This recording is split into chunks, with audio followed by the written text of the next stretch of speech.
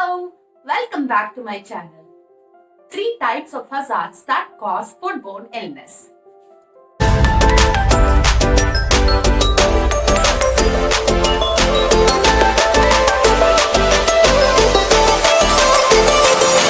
Hazards, also known as contaminants of foreign particles, can harm and are the primary source for foodborne illness or food poisoning.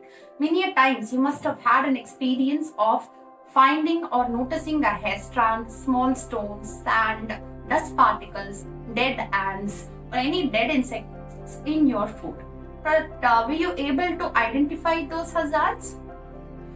The hazards are classified into 3 types: the physical, the chemical, and the biological. Now let's move on to the first type, which is the physical contaminant.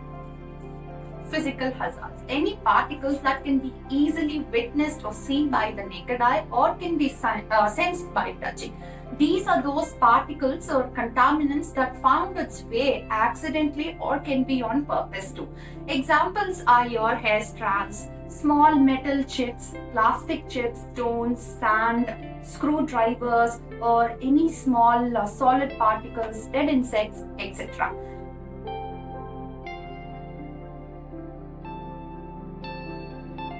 These, when consumed in a smaller quantity, can cause adverse allergic reaction or food poisoning effect to the body, but when consumed in a significant amount can lead to death. How can this be prevented? Tie your hair before cooking or while in the kitchen so that there's no chances of hair falling into your food. Second, whenever there is any package left or whenever there's any package seal open, do not seal it with a stapler pin because there are higher chances of that pin being loose and falling into the food, or the pin being rusted and contaminating the food. Third, ensure that you deep clean quarterly, which is once in 3 months, deep cleaning the corners of your ceiling and corners of your floor and wall. Third, whenever you find any broken items or metals or any materials, please clear them then and there so that those don't get mixed up with the food particles. Moving on to the second type, which is the chemical hazard. So the hazards through chemical products are known as the chemical hazard, obviously. Now the examples are for chemical hazards are your soap solutions, sanitizers, disinfectants, metal toxins. Now what are these metal toxins? So there are certain utensils or equipments that are considered to be highly reactive. Those are your copper, brass, lead, zinc. So these, when they come in contact with highly acidic or citrus products like your tomato, pickles, vinegar, citrus fruits like your lemon, grapes, they tend to react and contaminate the food and are poisonous.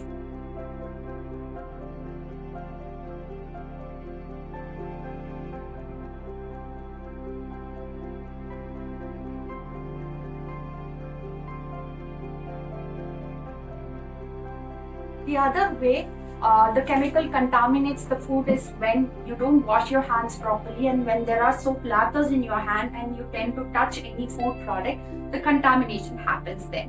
The third way when the chemical contamination occurs is when during the cleaning as well as the cooking process. You need to ensure that both do not happen at the same time, else there is a chances of spillage and falling into the food.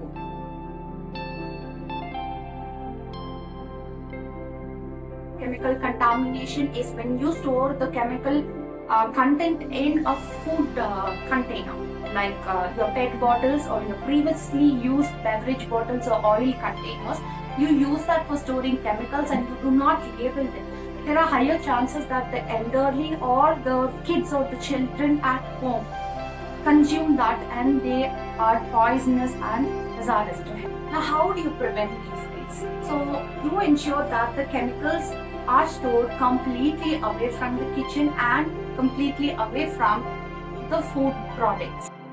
Ensure all the chemical bottles are sealed and they don't leak, and ensure there is a post pest control cleaning and pre-pest control cleaning. And once after cleaning, you need to ensure that the whole area is dried properly. Then the last one can be that proper labeling of the chemical content so that it's easier to identify the type of chemical. And also, while mixing the chemical content to the water, you need to follow the instructions as stated in the label of the chemical, and follow the right amount of dilution and concentration. Wash your hands thoroughly after handling chemicals.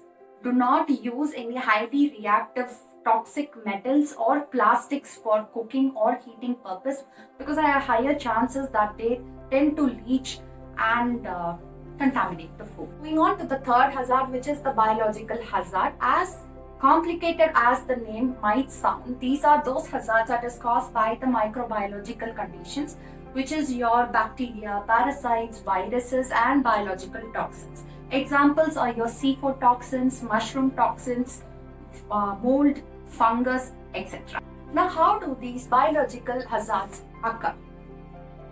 Whenever there is any wet conditions, you tend to notice that there is a higher chances of mold or fungus formation on that. That is because any bacteria or any microorganism thrive on wet condition. This is the sole reason why we dry our hands after washing, and this is the sole reason why we dry the surface after cleaning. Another possible way of biological contamination or hazard is that when you store a dry product in a wet container. When you store a dry product in a wet container, in some days you notice that the product, for example a dal stored in a wet glass container, you notice that the dal having a cloudy white formation on it. This is because of the moisture present in the glass container that has reacted onto the product.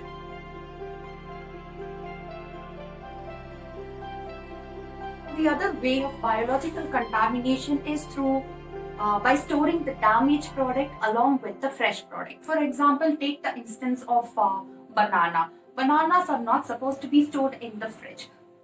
While you store in the fridge, you notice that the browning reaction and the banana tend to shrink even more and get spoiled. Now, the other example which I can quote is the squished tomatoes. The damaged tomatoes tend to attract more mold or give space for the growth of more mold and fungus, thus contaminating the other fresh products.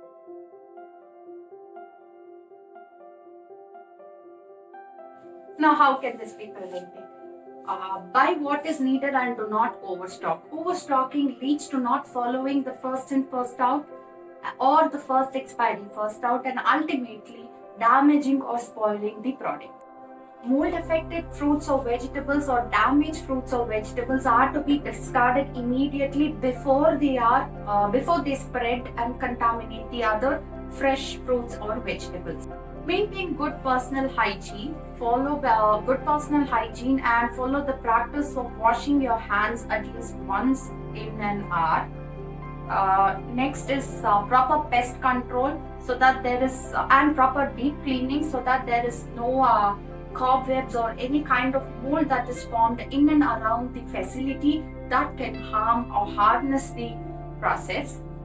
Control the humidity of your facility, or in particularly your kitchen and the storage area, because more the humidity, more the sweat, more the sweating, more the microorganism thrive. Follow a proper cleaning schedule. Store dry products dry and do not store them in a wet container.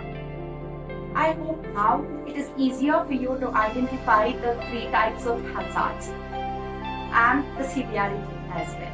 Prevention is better than cure. Always ensure to follow and to take the right measures on time before it is too late to eradicate them. To know more, please subscribe to my channel, or you can visit my website www.pavitrakrishnaprasad.com. Until I see you guys in my next episode, it's me saying bye.